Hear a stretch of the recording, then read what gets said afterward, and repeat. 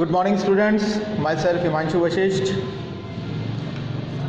हम Indian economics आपका जो सेकंड बुक है उसका chapter number 10 employment and unemployment study कर रहे थे। इसमें हमारा आज का टॉपिक है distribution of rural urban workforce across different sector. जो तीन सेक्टर्स होते हैं इकोनॉमी के, प्राइमरी, सेकेंडरी एंड टर्शरी, उन तीनों सेक्टर्स में rural wise and urban wise workforce का डिस्ट्रीब्यूशन कितना है, इसको हम आज स्टडी करेंगे। यहाँ पर रूरल वर्कफोर्स के लिए बार डायग्राम है, परसेंटेज बार डायग्राम। अर्बन वर्कफोर्स के लिए परसेंटेज बार डायग्राम है। जो इनका क्लासिफिकेशन किया गया है कलर वाइज, ग्रीन कलर जो है वो टर्शरी सेक्टर का है, सर्विस सेक्टर जिसको हम बोलते हैं। Blue colour is for secondary sector, that is industrial sector also, and yellow color is primary sector, agriculture sector and allied activities। तो पहले अगर हम रूरल वर्कफोर्स की बात करें, रूरल एरियाज़ के अंदर जो टोटल वर्कफोर्स है उसमें मैक्सिमम परसेंटेज जो वर्कफोर्स का है वो प्राइमरी में है 58.5%, सेकेंडरी में 19.5% एंड टर्शरी में 22.0%। और जैसा कि हमने पहले स्टडी किया और फैक्ट्स और फिगर्स हमको पता चले, उसमें क्लियर है कि रूरल एरियाज़ के अंदर जो लिविंग मीन है, मेजर लिविंग मीन, वो आपका एग्रीकल्चर है। That's why the largest participation of workforce in the primary sector in rural areas 58। अब अगर अर्बन की बात करें तो अर्बन में जो मैक्सिमम है वो 63.3 टर्शरी में है, 28.9 सेकेंडरी में है एंड 7.8 सबसे लोएस्ट जो वर्कफोर्स का रेशियो है, परसेंटेज रेशियो, वो आपका प्राइमरी सेक्टर में है। रीज़न, ज़्यादातर लोग जो हैं वो नौकरी करना पसंद करते हैं because of lack of capital for investment. उनके पास इन्वेस्टमेंट के लिए पैसा नहीं है तो फिर वो इंडस्ट्रियल सेक्टर में या जो आपका सेकेंडरी सेक्टर है उसमें नहीं जा सकते, चाहकर भी मजबूर होकर उनको प्राइमरी जो टर्शरी सेक्टर है उसमें अपने आप को इन्वॉल्व करना पड़ता है। और प्राइमरी सेक्टर जो है वो बहुत कम है, सबसे कम अर्बन एरियाज़ में। थोड़ा सा इस डिस्क्रिप्शन को मैं पढ़ देता हूँ और देखें क्या ऑब्जर्वेशंस निकल के आते हैं। It offers the following observations while those living in urban areas are engage largely in secondary and tertiary sector and mainly in tertiary, okay. Those in rural area find primary sector as their preferred source of employment. और जो rural areas में है उनका जो preferred source of employment है वो primary sector है, खेती बाड़ी। Second observation is tertiary sector is taking a lead over secondary sector as a source of employment in urban areas. Urban areas के अंदर जैसा कि हमने देखा कि जो टर्शरी सेक्टर है वो लीड कर रहा है। मैक्सिमम वर्कफोर्स परसेंटेज जो है 63.3 वो आपका टर्शरी सेक्टर में है और सेकेंडरी में 28.9 है। These observations lead to the following conclusion। ये दो ऑब्जर्वेशन हमने इस बार डायग्राम वाले डिस्क्रिप्शन में हमें पता चली।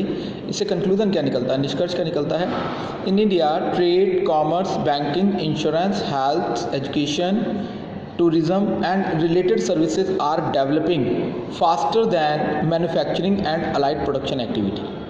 सर्विस सेक्टर जो है वो ये सर्विस सेक्टर के अंदर आ जाता है सब कुछ। ट्रेड, व्यापार, कॉमर्स, वाणिज्य, banking, insurance, health, education, tourism and related services, ये ज़्यादा डेवलप हो रही है in comparison manufacturing and allied production activity. क्योंकि मैन्युफैक्चरिंग और प्रोडक्शन एक्टिविटी के लिए बल्क में इन्वेस्टमेंट की रिक्वायरमेंट होती है, जो कि स्केयर्ड है, कम है। हिंदुस्तान में लोगों के पास पैसा नहीं है, तो फिर वो मजबूर होकर अर्बन एरियाज़ में मोस्टली लोग जो हैं वो काम करना पसंद करते हैं, या यूँ कहें कि उनकी मजबूरी है। दिस में लार्जली भी explain in terms of globalization of the economy. ऐसा क्यों हो रहा है? क्योंकि इकोनॉमी का ग्लोबलाइजेशन हो रहा है। ग्लोबलाइजेशन का मतलब most of economies of the world are connected to each other for the purpose of trade and commerce, okay. That is called globalization. Beside the fact that the people in urban areas are becoming increasingly conscious of their quality of life. शहरों के अंदर जो लोग रह रहे हैं वो अपनी क्वालिटी ऑफ लाइफ को लेकर कुछ ज़्यादा ही कॉन्शियस हो गए हैं। अब अब क्वालिटी ऑफ लाइफ को अगर अपग्रेड करना है, मोटरसाइकिल चाहिए, कार चाहिए, मकान चाहिए, एयर कंडीशन चाहिए, नए नए कपड़े चाहिए, शूज़ चाहिए, वीकेंड पे रेस्टोरेंट में खाना भी चाहिए, तो आपको ज़्यादा अर्न करना पड़ेगा। अब अर्न ज़्यादा करना है तो फिर ऑब्वियसली जो सर्विस सेक्टर है वो एक्सपेंड होगा ही होगा। Spending the bulk of their income on a variety of services like health, education and tourism. तो पहला कंक्लूजन तो ये निकला। Second is there is a significant lack of non farm job opportunity in the rural areas. Rural areas के अंदर आज भी till now non farm job opportunities बहुत कम है। नॉन फार्म जॉब अपॉर्चुनिटी का मतलब ऐसी अपॉर्चुनिटीज़ जिनमें खेती बाड़ी ना हो, वहाँ पर अभी भी प्राइमरी सेक्टर से रिलेटेड जो प्रोडक्शन एक्टिविटीज़ हैं like farming, horticulture, fishing, mining etcetera, यही प्रिवेल कर रही हैं, which is why the rural population is engaged more in the primary sector. Lack of mobility और लिमिटेड मोबिलिटी, कल भी इसके बारे में बताया था कि हमारे हिंदुस्तान में, भारतवर्ष के अंदर, इंडिया में जो लेबर फोर्स है, वर्क फोर्स है, उसमें मोबिलिटी की बहुत ज़्यादा कमी है। बंदा जो है एक जगह से दूसरी जगह पर जाकर काम करना पसंद नहीं करता है। तो इस लिमिटेड मोबिलिटी की वजह से may be another reason why people in the rural areas are engage more by the primary sector. तो ये दो कंक्लूजन निकल कर आते हैं। इसके बाद आता है distribution of male female work force across different sector. तो सबसे पहले हमने देखा overall, after that rural and urban distribution, और अब हम बात करेंगे मेल एंड फीमेल की। इन्हीं तीनों सेक्टर्स में यहाँ पर इन्होंने कैटेगरी को एक और बढ़ा दिया है, 4 कर दिए हैं। प्राइमरी जो है वो आपका पिंक कलर में है, सेकेंडरी येलो में है, टर्शरी ब्लू में है, एंड अदर्स एक्टिविटीज़ जो है वो आपके ग्रीन में है। पहले हम मेल की बात करें तो ये परसेंटेज बार डायग्राम है। मेल में 45% जो है वो प्राइमरी सेक्टर में काम कर रहे हैं, खेती कर रहे हैं, किसान हैं।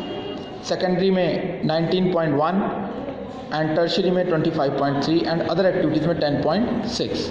और फीमेल की बात करें तो 9.6 in others, 18.9 in tertiary, 14.9 in secondary and 57.3 largest percentage of the workforce of female workforce is in primary sector in India. Okay, तो observations की बात करें, the following facts emerge from the figure 5. A huge percentage of female workforce, that is 57.3%, is engaged in primary sector. This is because primary activities of production are confined largely to rural areas. Rural areas तक ही सीमित है, शहरों के अंदर खेती बाड़ी का काम नहीं होता है। इसका हमने यहाँ पर फिगर भी देखा, फैक्ट भी देखा कि अर्बन एरियाज़ के अंदर प्राइमरी सेक्टर में एंगेज पीपल केवल 7.8% है। Second is mobility of women in rural areas extremely low. Males की ही मोबिलिटी पॉसिबल नहीं है तो फीमेल के बारे में तो सोचना बहुत बेवकूफ़ी होगी, बहुत कम है। वो कहीं आ जा नहीं सकती, उनको वहीं रहकर काम करना पड़ता है और वहाँ पे उनके पास सिवाय खेती के कोई दूसरा काम नहीं है। तो they would prefer to do jobs close to their homes even when wage rate is low.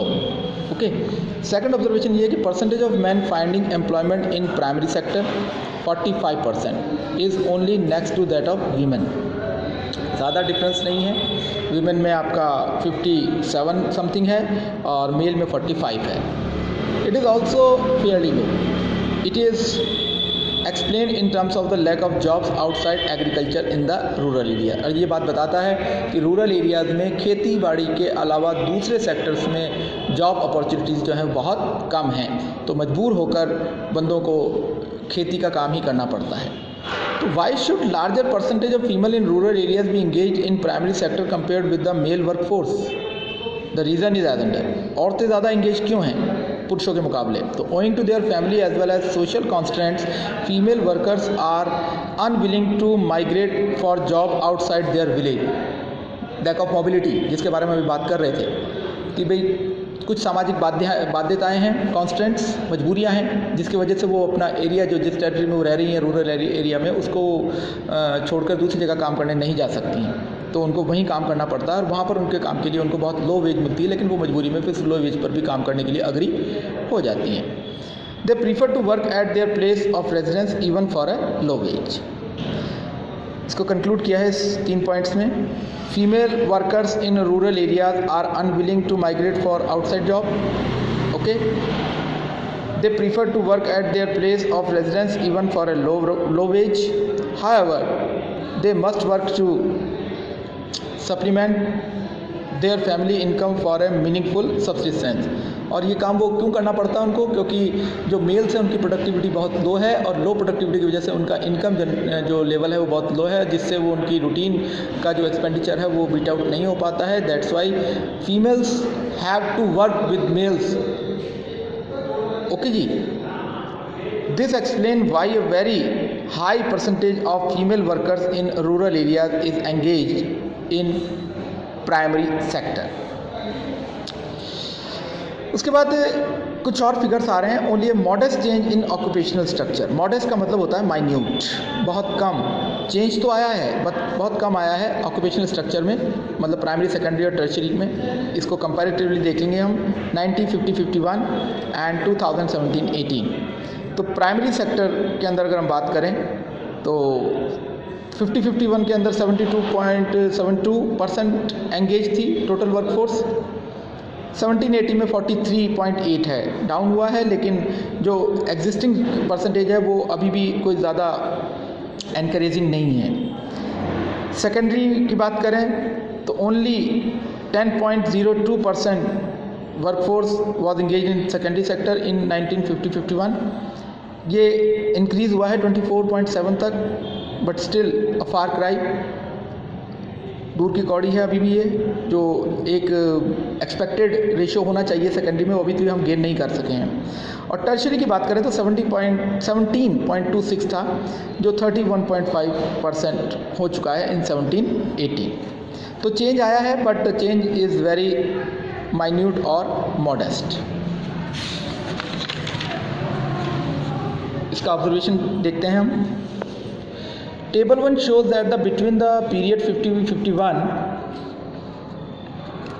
to 17-18, percentage workforce engaged in primary sector has declined from 72.72% to 43.8%. The percentage of workforce engaged in secondary sector has risen from 10.02% to 24.7%, and the percentage of workforce engaged in tertiary sector has risen from 17.26% to 31.5%. कुछ खास नहीं लिखा है इन्होंने, केवल उन figures को describe किया है, एलिब्रेट किया है। Though the shift from primary to secondary sector is noticeable, it is certainly not significant. Noticeable तो है बट सिग्निफिकेंट नहीं है, इंपॉर्टेंट नहीं है, कोई ज़्यादा महत्व वाली बात नहीं है। The Indian economy continues to be viewed as agriculture economy, क्योंकि 43% वर्कफोर्स अभी भी एग्रीकल्चर सेक्टर में ही इन्वॉल्व है, तो एग्रीकल्चर इकोनॉमी ही का टैग लगा हुआ है अभी भी इंडियन इकोनॉमी पर, rather than an industrial economy, जैसा कि डेवलप्ड इकोनॉमी को कहा जाता है। Historical experience of the developed countries suggests a significant shift of workforce from primary sector to secondary and tertiary sector of employment. अगर हम America, Australia, Japan जैसे countries का अगर क्रोनोलॉजिकल एनालिसिस करेंगे तो हम देखेंगे कि इन कंट्रीज़ में टाइम के साथ प्राइमरी सेक्टर से वर्कफोर्स जो है वो शिफ्ट हुआ है बल्क में in the secondary and tertiary sector. Greater the shift greater is the pace of growth, और जितना ये शिफ्टिंग ज़्यादा होगी प्राइमरी से सेकेंडरी और टर्शियरी में, ग्रोथ ऑफ जीडीपी इंक्रीजमेंट उतना ही रैपिड होगा and development. But the Indian experience present only a dismal picture. Dismal का मतलब निराशाजनक तस्वीर पेश करता है, हमने कुछ ज़्यादा अचीव नहीं किया है। The supremacy of primary sector as the principal source of employment remains unchallenged.